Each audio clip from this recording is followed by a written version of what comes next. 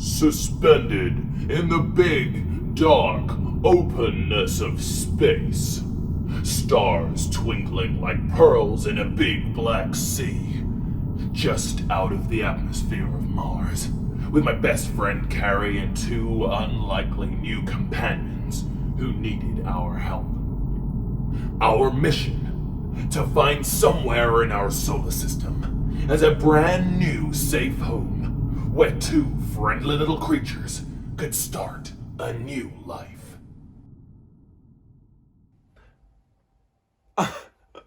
Hello, it's me, Astronaut Cosmo again. Just doing a nice dramatic intro for the next video in our Let's Go to Space story. Good, wasn't it? Now, I know what you're all thinking. Carrie's not here yet, but she said not to leave you all waiting. Apparently, she's working on some sort of top secret project that she won't even tell me about. She told me I just have to be patient. Anyway, it's her loss, because I want to tell you guys what happens next as much as you guys no doubt want to find out. So, Carrie will have to catch up. But like I said, we were in space, and we had to find some place for Zog and Zebedee to live that wasn't their old, cold, dusty home of Mars.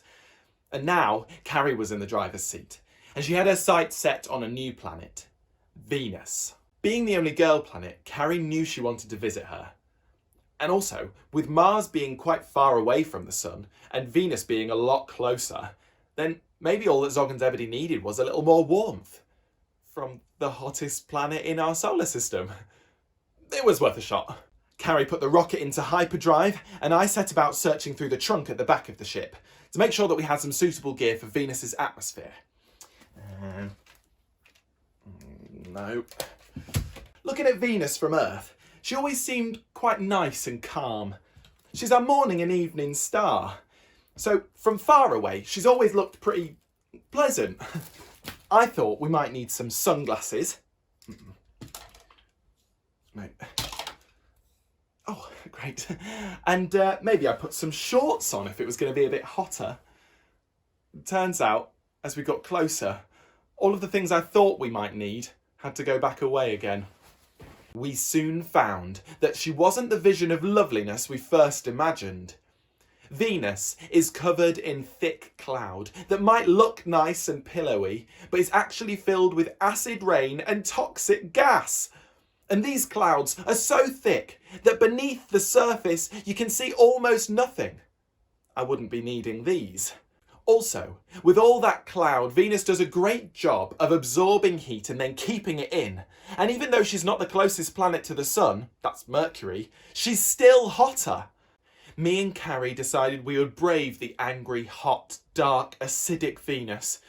Just because we couldn't survive in her atmosphere didn't mean it might not be the right place for Zog and Zebedee. We landed the rocket and ventured out onto the surface. She was hotter than the hottest hot thing you can think of. We had to take an umbrella just in case those clouds decided to let go of any sulfuric acid rain too.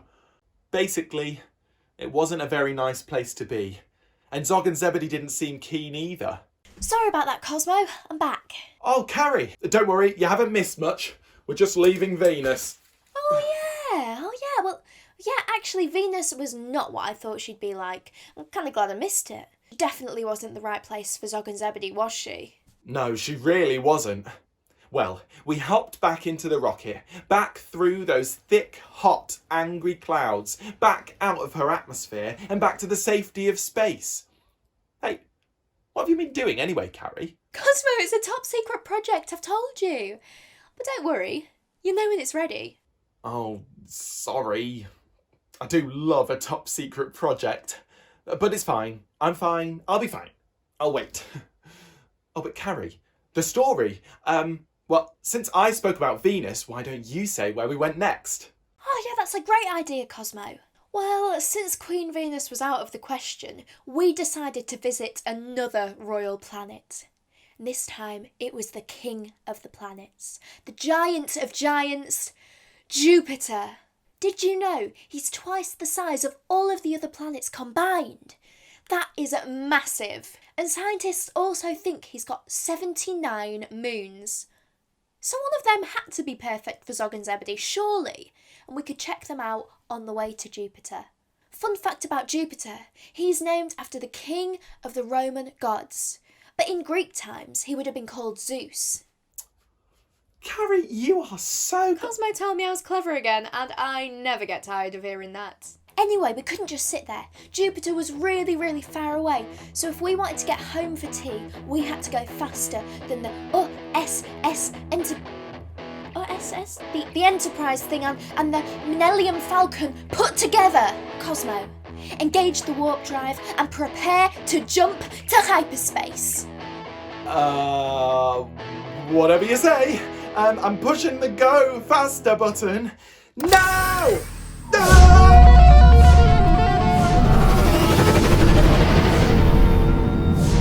Look, there it is. Oh, I think I'm gonna be sick. Oh. I knew he'd be big, but he was really, really big. No wonder the Romans thought he was the most powerful planet. He's covered in storms, and there's one in particular at the equator called the Great Red Spot, a storm that might have been going for 360 years. Whoa, and it's huge! He looked like another really angry planet, and impossible to live on. So I thought, why not land on Ganymede and take a look at Jupiter from there instead? Ganymede is the biggest moon in the whole of the solar system, and is even challenging the planet Mercury for size. That's massive! And the perfect place to stop and have a good look at old gasbag Jupiter. Cosmo? Yeah? Jupiter wasn't a very good idea either, was it? Nope.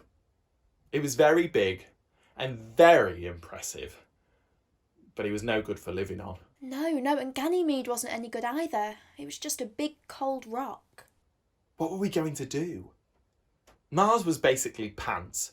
Venus too hot and cloudy. Jupiter too big and gassy. Where in the universe could we take Zog and Zebedee where they were going to be safe and happy? Hey, what You know about... what, Cosmo? I think we need to save the last part of our story for next time. Aww.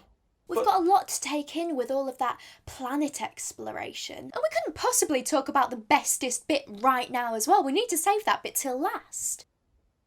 Aww. Oh, Cosmo, we already know what happens, remember?